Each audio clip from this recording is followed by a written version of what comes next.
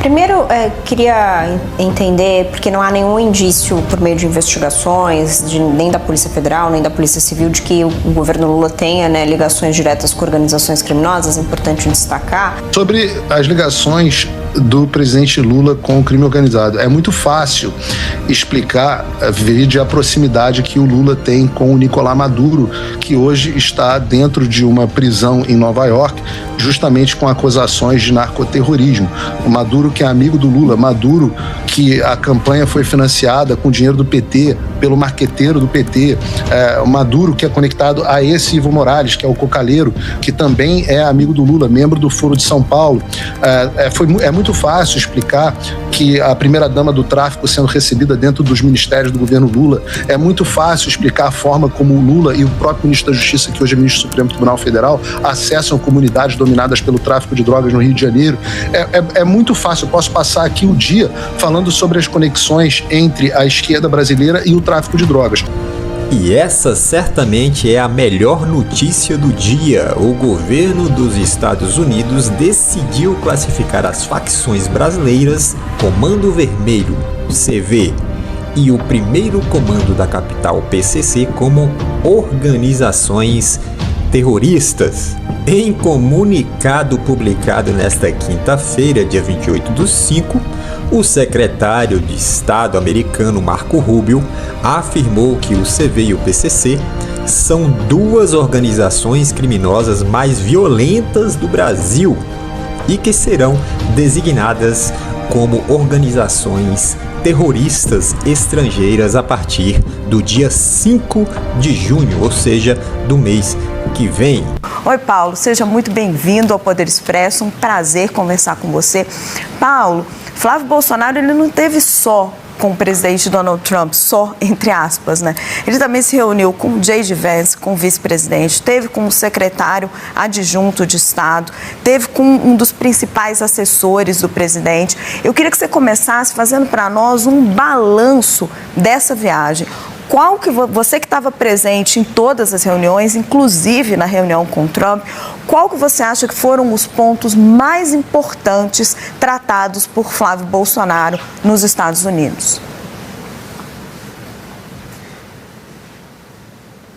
Raquel, obrigado pelo convite, obrigado ao SBT News pelo convite. Realmente, a gente pode classificar essa visita como a visita mais bem-sucedida de uma autoridade brasileira aos Estados Unidos da história, né?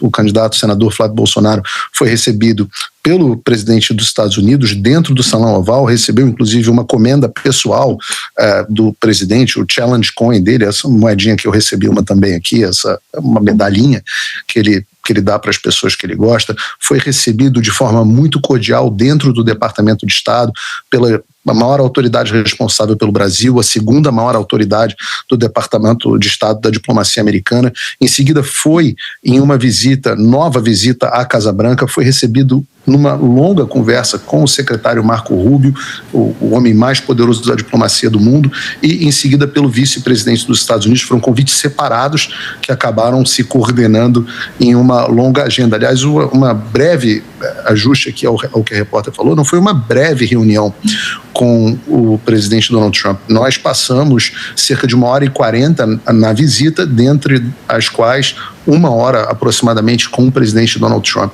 Então, não considero uma visita breve, não, considero que foi uma reunião até bastante longa, bastante descontraída, conversamos de várias coisas que não eram relacionadas à política e foi muito bem sucedido. Sem dúvida nenhuma, o grande ponto trazido pelo senador Flávio Bolsonaro foi o contraponto à visita feita pelo presidente Lula algumas semanas atrás. O presidente Lula fez uma pressão muito grande para que o PCC e o Comando Vermelho não fossem designados pelo governo americano como organizações terroristas internacionais, e a visita do Flávio Bolsonaro foi exatamente na outra direção. O principal pedido do senador foi que essas organizações sejam designadas como organizações terroristas estrangeiras o quanto antes.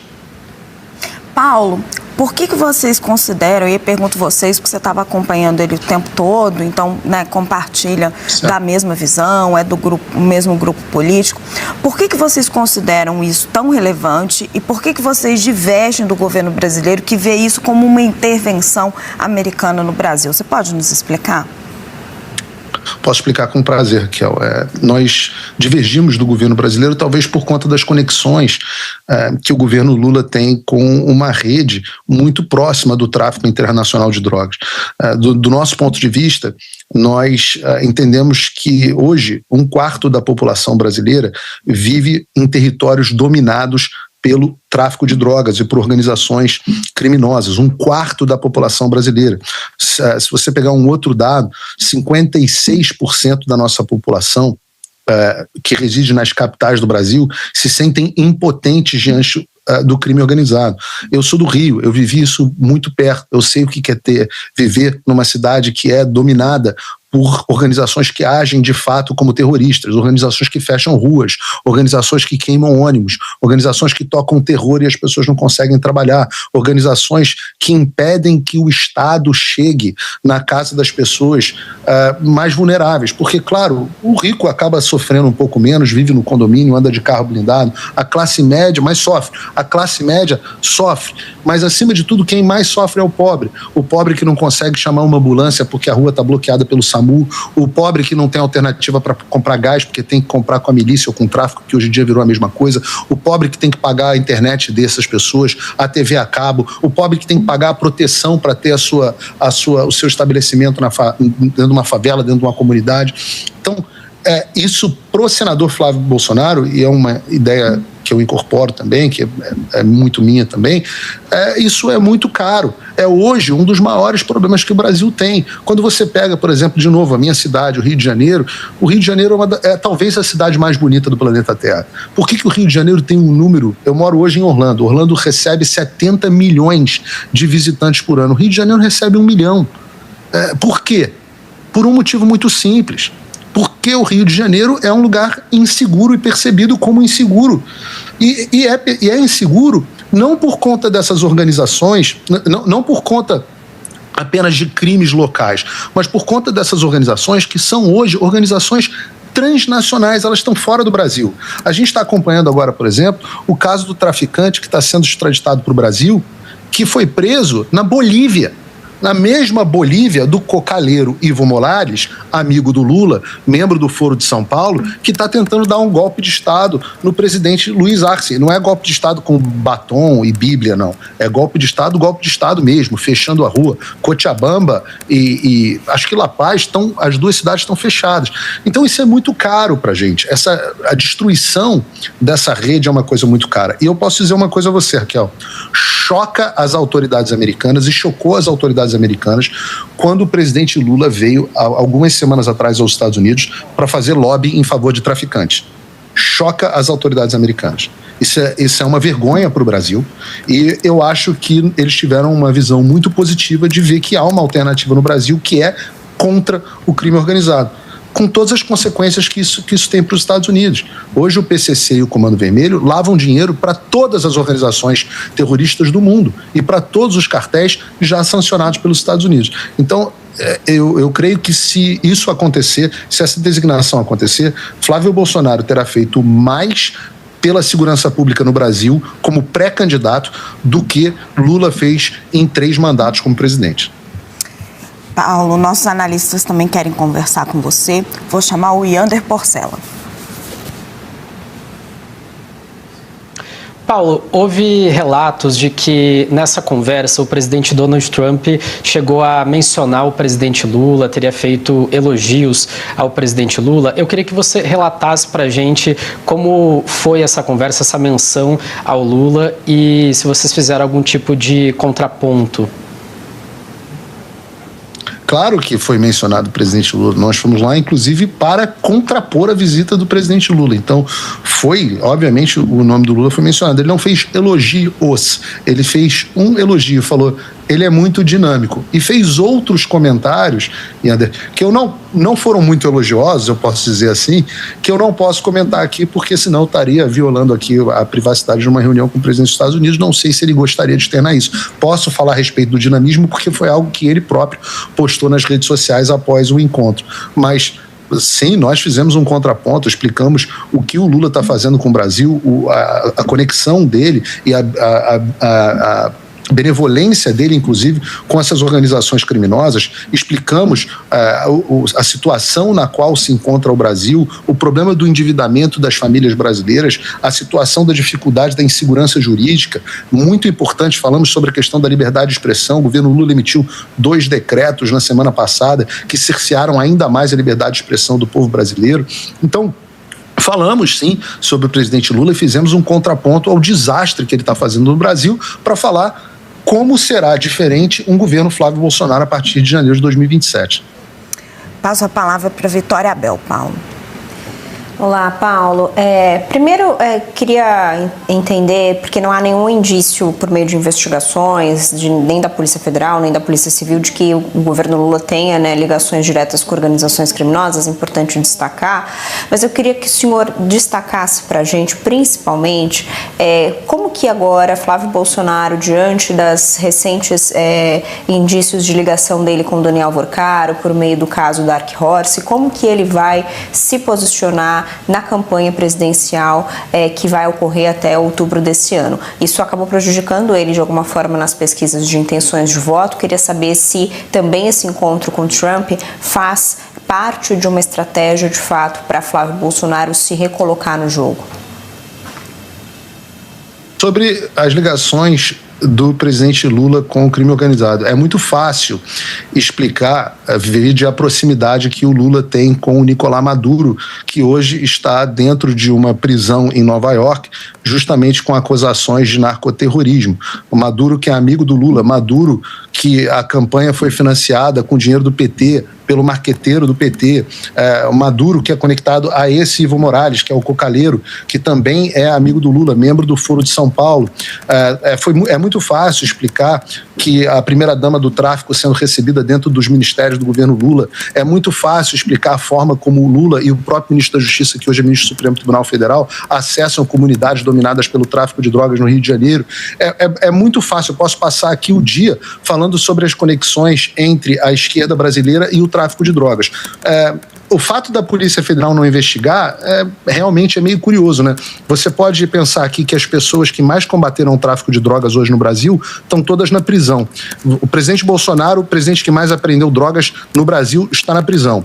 O vice-presidente da República, o general Braga Neto, responsável pela intervenção no Rio de Janeiro, que foi, inclusive, o que moralizou o tráfico de drogas no Rio de Janeiro, está na prisão. Anderson Torres, ministro da Justiça que mais apreendeu drogas, está na prisão. Quem mais? Silvinês Vasquez, o diretor-geral da PRF, que recordista de apreensão de drogas, está na prisão. Então, no Brasil, está na prisão quem combate o crime organizado e está dentro do ministério do governo Lula, frequentando os órgãos do governo Lula, aqueles que são ligados ao tráfico, né? Eu não vou nem falar agora da Joslane, sei lá, essa influenciadora aí que morre de amores pro Lula, Lula é como se fosse um pai para ela, e a tentativa de assassinato ao Flávio Bolsonaro. A gente pode falar de bastante aqui dessas conexões, mas eu não quero tomar toda a entrevista para falar sobre isso, porque eu quero focar na visita. E sim, a visita foi muito bem sucedida, a população brasileira recebeu muito bem, e os levantamentos aos quais eu tive acesso mostram que reverteram completamente aquela bobagem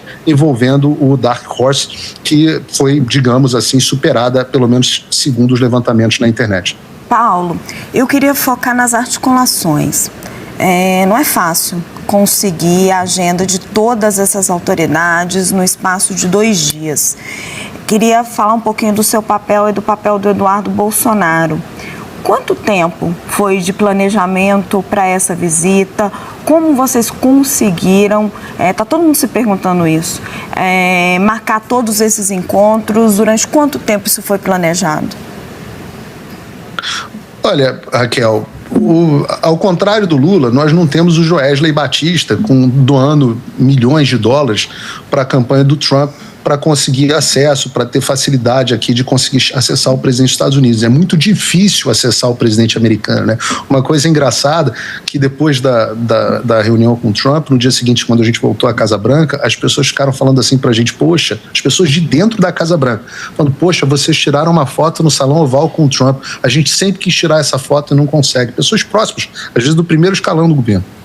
Então, é muito difícil, sim, ter acesso ao presidente dos Estados Unidos. Agora, acontece que o ex-deputado Eduardo Bolsonaro abriu mão do mandato dele justamente para se dedicar a essa atividade nos Estados Unidos, né? Ele sabia o que aconteceria, sabia que se continuasse com essa atividade no Brasil ele seria perseguido e, num gesto altruísta, abriu mão de todo um mandato pelo qual as pessoas brigam e uma eleição quase que certa para o Senado de São Paulo. Ele abriu mão de tudo isso para se dedicar a essa articulação internacional que ele faz com muita qualidade, com muita maestria. Então eu pude testemunhar, por exemplo, a forma como o senador Flávio Bolsonaro foi recebido no Chile na posse do novo presidente Kast, ou como foi recebido em Israel pelo primeiro-ministro Netanyahu, ou foi quando foi recebido pela família Al-Khalifa no Bahrein, ou foi como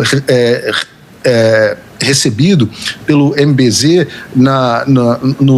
nos Emirados Árabes Unidos. Enfim, é uma articulação internacional muito bem feita pelo deputado Eduardo Bolsonaro, que tem realmente, eu acho que hoje é o homem no Brasil que tem melhor conexão nessa comunidade internacional. Nos Estados Unidos, ele é muito bem-vindo. Quando chegou ao Salão Oval, Trump recebeu ele como recebe um velho amigo.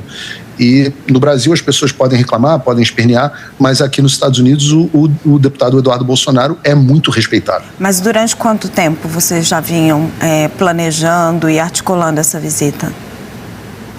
Olha, é difícil dizer, porque é uma coisa que foi aos poucos acontecendo. A janela de oportunidade se abriu mais após a visita com o Lula, né?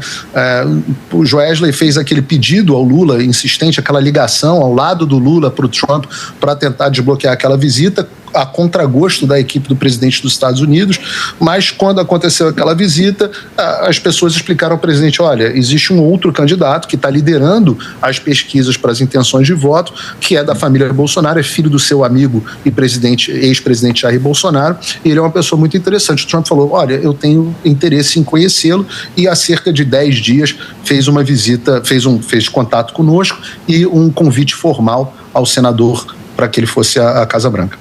Paulo, em algum momento, Flávio chegou a pedir, ou Trump chegou a sinalizar algum tipo de apoio para a eleição? Não, Flávio não pediu apoio ao Trump. O que o Flávio disse é que ele garantiu que ele será eleito presidente do Brasil caso nós tenhamos eleições livres, limpas e justas. Ele será eleito presidente, e o presidente Trump e o próprio secretário Rubio e o próprio vice-presidente J.D. Vance deixaram claro que a vontade do povo brasileiro é que precisa prevalecer e que eles têm confiança de que o povo brasileiro vai tomar a decisão correta. Que coincidência, né? Logo em seguida, a reunião que teve com o Flávio Bolsonaro, com o Paulo Figueiredo, com o Eduardo Bolsonaro, o Trump resolveu bater o martelo aí e colocar o CV e o PCC como organizações terroristas. Logo após essa reunião com o Flávio Bolsonaro, que é o pré-candidato aí da direita à presidência da República. E veja bem, o mesmo Trump já havia se reunido com o Lula. Aquela reunião lá com o Lula que foi a portas fechadas e tudo mais, sem imprensa, sem nada, não teve nem foto.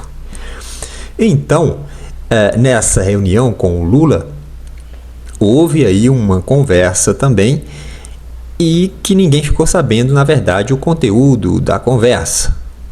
E aí o Lula deu a entrevista logo na sequência à imprensa e falou que ia conversar, que o membro do governo Trump, membros do governo Trump iriam conversar com membros do governo dele, do Lula, e para acertar as arestas, acertar as pontas aí, para que a coisa andasse.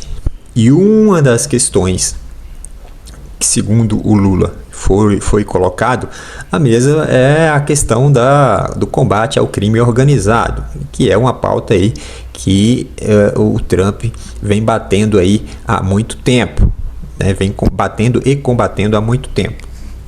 Então, houve essa conversa com o Lula, não teve nenhum acordo, o Lula também não sinalizou de atender, né, que iria atender a demanda do Trump. Então o Trump falou assim: pô, esse Lula tá com lorota comigo, eu vou apoiar o Flávio, porque eu acho que com o Flávio vai dar jogo.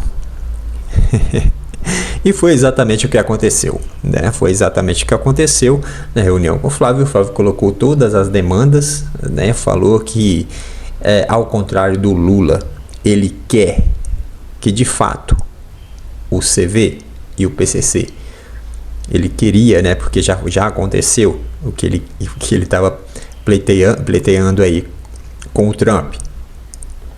Então ele explanou da vontade dele da vontade dele e da maioria do povo brasileiro de que o PCC e o CV fosse colocado aí como organizações terroristas, que é o que são. E de fato aconteceu logo depois do dia da reunião com o Trump. No dia seguinte, o Flávio se reuniu com Marco Rubio, que é o secretário de Estado, se reuniu também com o vice-presidente da República, Eudê Vance, e se reuniu também com outros secretários ali, com Landau e tudo mais.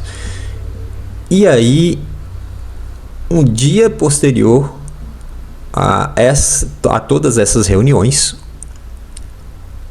que foi ontem, no dia de ontem, veio aí a grande notícia de que os Estados Unidos, através do secretário Marco Rubio, estavam classificando o PCC e o CV como grupos terroristas, como organizações terroristas estrangeiras.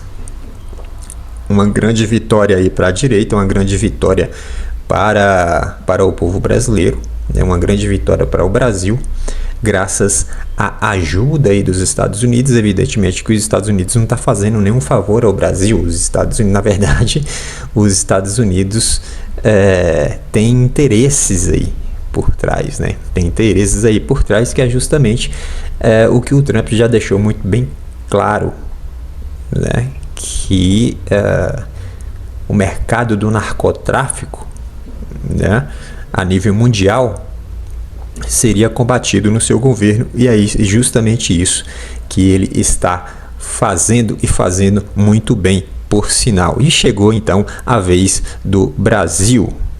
E aí fica aquela pergunta: será que vai haver interferência? Será que vai interferência no sentido de os Estados Unidos intervir aqui no Brasil? O Lula já está preocupado. O Lula já está preocupado porque agora os Estados Unidos vai poder agir aqui em território brasileiro, segundo aí algumas pessoas estão especulando e falando que os Estados Unidos vai poder agir aqui contra os terroristas em território brasileiro. Será que isso vai acontecer? O Lula falou que não vai admitir nenhuma intervenção estrangeira aqui no Brasil. Bom, o que o Lula fala não se escreve, né? Eu sei que ele ficou irritadinho aí, já tá irritadinho, já tá surtado e o pau tá quebrando. Bom, vamos esperar as cenas dos próximos capítulos, vamos esperar as ações dos Estados Unidos referente ao PCC e o CV aqui no Brasil. Vamos ver o que vai acontecer com o segmento dessa história, não é isso? Por esse vídeo é isso, se inscreva no canal, deixe o seu comentário, deixe também o seu like e até breve.